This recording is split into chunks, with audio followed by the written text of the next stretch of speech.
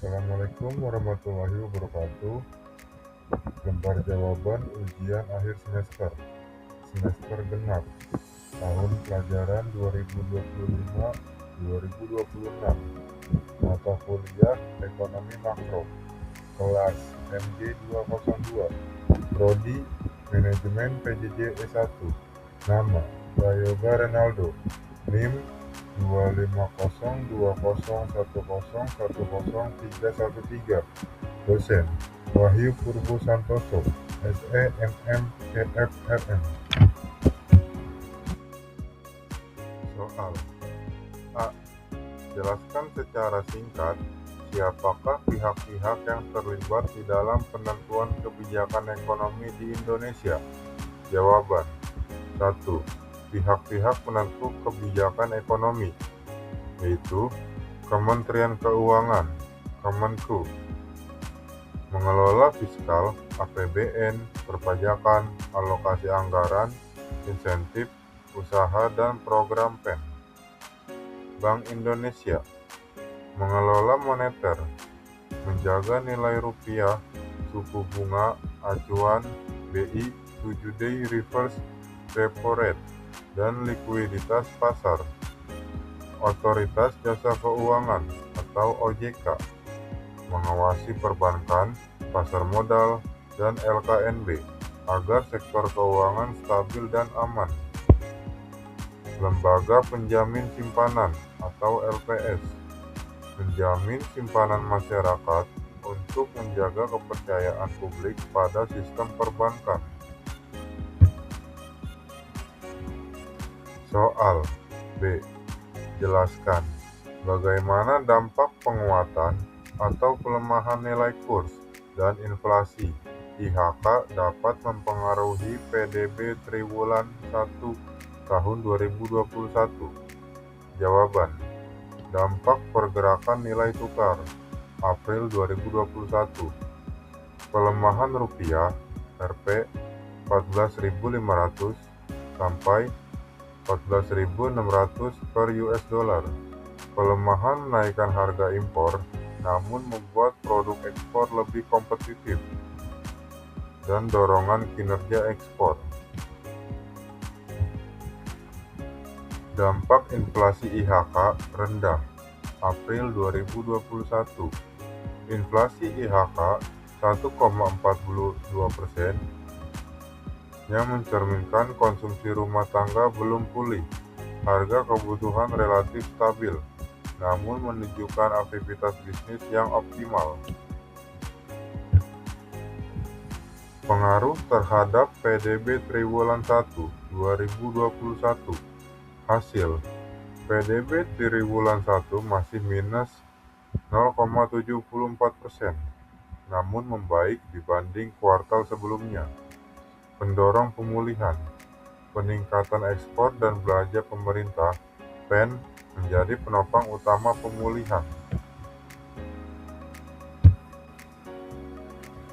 Soal C. Bagaimana kondisi perekonomian makro Indonesia saat ini, 2021, di tengah pandemi COVID-19? Jawaban. Kondisi makro di tengah pandemi, April 2021. Ringkasan kondisi ekonomi Indonesia memasuki fase pemulihan, meski PDB masih terkontraksi. Daya beli rumah tangga lemah, pemulihan ditopang ekspor dan belanja pemerintah. Daya beli rumah tangga, inflasi rendah, 1,42%, mencerminkan masyarakat menahan belanja dan menabung. Aktivitas konsumsi belum kembali normal. Konsekuensi, permintaan domestik lambat pulih, mempengaruhi sektor retail dan jasa. Peran kebijakan fiskal dan program PEN, alokasi anggaran, dorongan belanja pemerintah melalui APBN untuk memitigasi kontraksi ekonomi. Insentif dan PEN, insentif fiskal dan program pemulihan ekonomi nasional mempercepat pemulihan sektor terdampak. Ekspor sebagai penopang.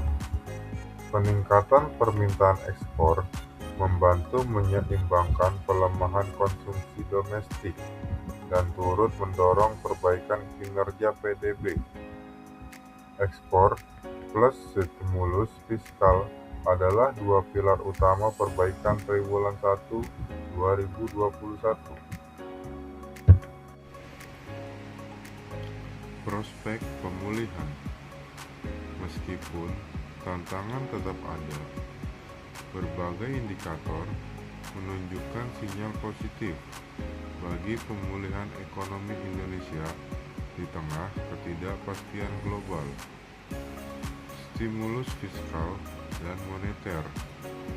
Dukungan berkelanjutan dari pemerintah melalui kebijakan fiskal ekspansif dan moneter akomodatif menjadi pendorong utama. Vaksinasi massal.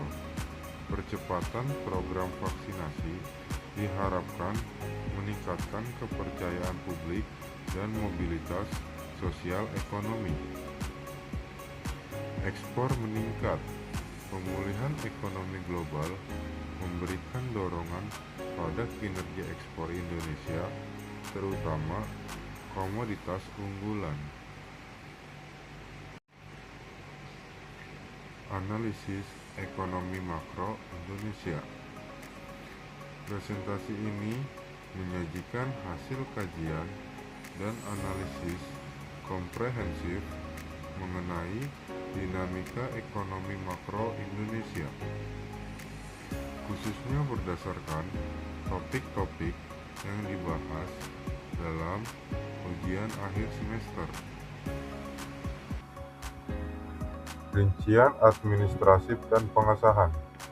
Tanda tangan dosen pengampu Wahyu Purbo Santoso SE MM EFRM.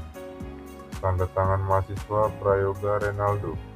Disahkan pada 3 Agustus 2026. Tanggal mengumpulkan 9 Agustus 2026.